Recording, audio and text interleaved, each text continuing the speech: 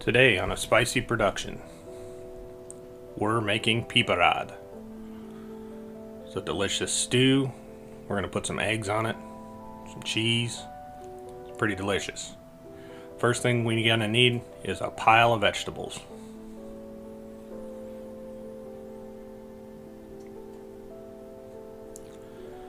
Peppers, tomatoes, garlic, and onions. This is a pretty Spanish-inspired dish.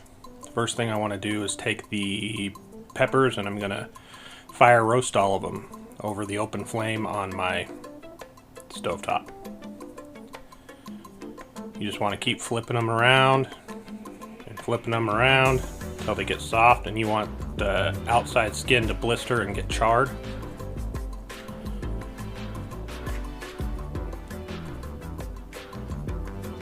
I know it looks burnt, but we're going to take all that skin off. This helps take the skin off the peppers, but it also helps it develop a lot sweeter flavor. Put them in a bowl, let them steam, and it separates the skin from the flesh of the pepper pretty easily that way. Here's some green ones I'm doing. Those green ones are just poblanos. You can use anything you want. If you want a little more heat, you can use jalapenos. If you want a lot of heat, you can use a hotter pepper like a serrano or even a habanero. Here I'm just using a little running water to try to help me clean off the skins. I could have charred those a little more, it would have been a little easier. They say you really shouldn't soak them in water like that, but we're gonna drain them and clean them up. Here you see me just tear it apart, taking the seeds out, clean everything up, and then we're gonna slice them up into chunks, bite size. They're going to cook down quite a bit and soften up quite a bit, so you don't have to get anything perfect.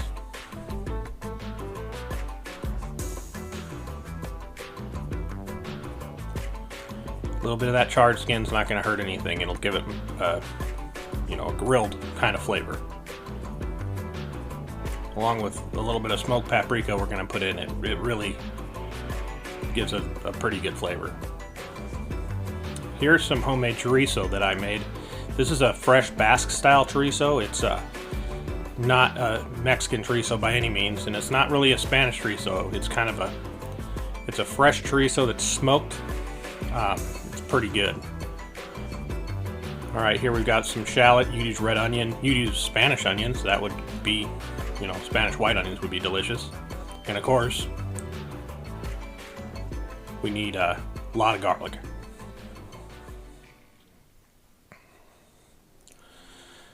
8 to 10 cloves probably, and then you want to slice them up pretty chunky because you want to be able to see the garlic in this. Here I'm using San Marzano tomatoes. It's not really tomato season when I was cooking this, so these are pretty good, but I did get some store-bought tomatoes so I can show you how to peel them if you have garden fresh or whatever. Just cut a little X in the bottom, pop it in some barely simmering water for about 2-3 minutes. And then you pull it out with a slotted spoon, and while it's still warm, you can see the skin just pulls right off. It's super easy. That way you don't have a bunch of tough tomato skins in your sauces. So here we're going to start with a little bit of olive oil. Get it in a good old cast iron pan. And we're going to put down our chorizo. You'd use any smoked sausage for this, it would be good. Linguiça would be really good. Even if you wanted to go hotter, you could do even an andouille would be really good.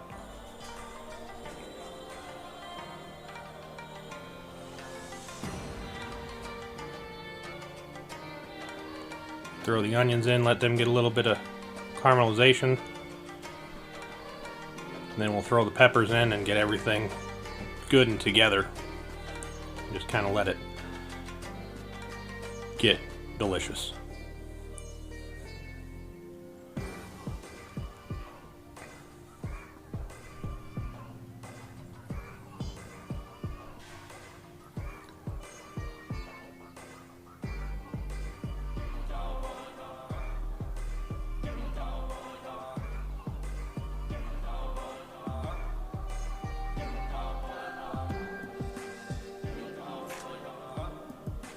Once everything gets a little bit soft and you're not afraid the garlic's going to burn, you throw the garlic in, and then we'll get ready to put our tomatoes in.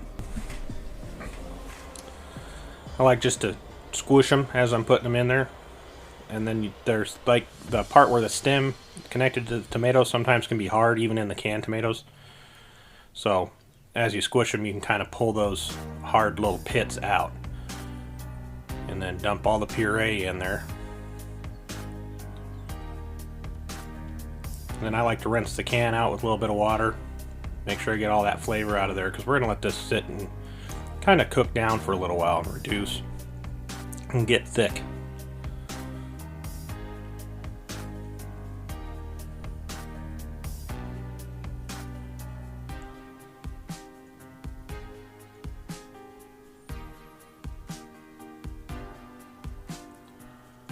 Here I'm putting in some Spanish smoked paprika.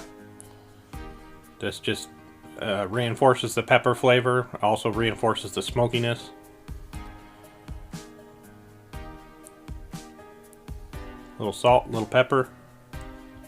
We're just going to let it kind of sit there and cruise for a little while. This is great for breakfast, lunch, dinner.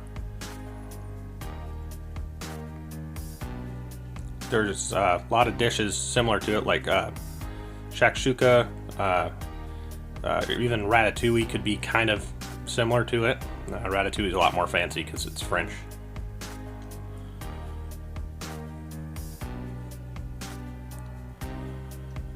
Now we're just going to make a few little nests. Just push some of the solids out of the way, at least get the liquid in there so that we can poach some eggs.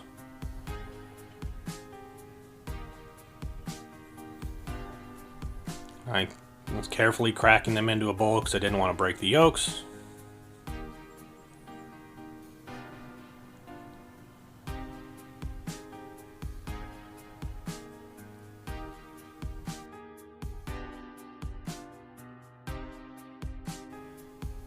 And then I broke a yolk, so then I just cracked them directly in.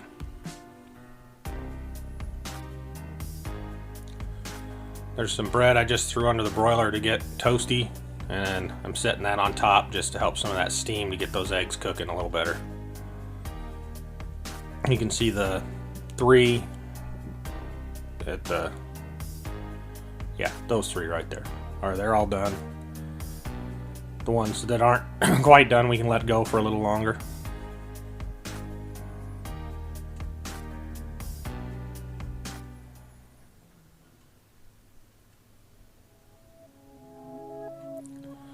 And that's it. Just serve it with some crusty bread. I like to get some of the stew in the bottom and then plop a couple eggs on top. Shred some good sheep's milk cheese. That's Manchego, I do believe, that I was using there. And throw a little bit of cilantro on there, and it's pretty darn good.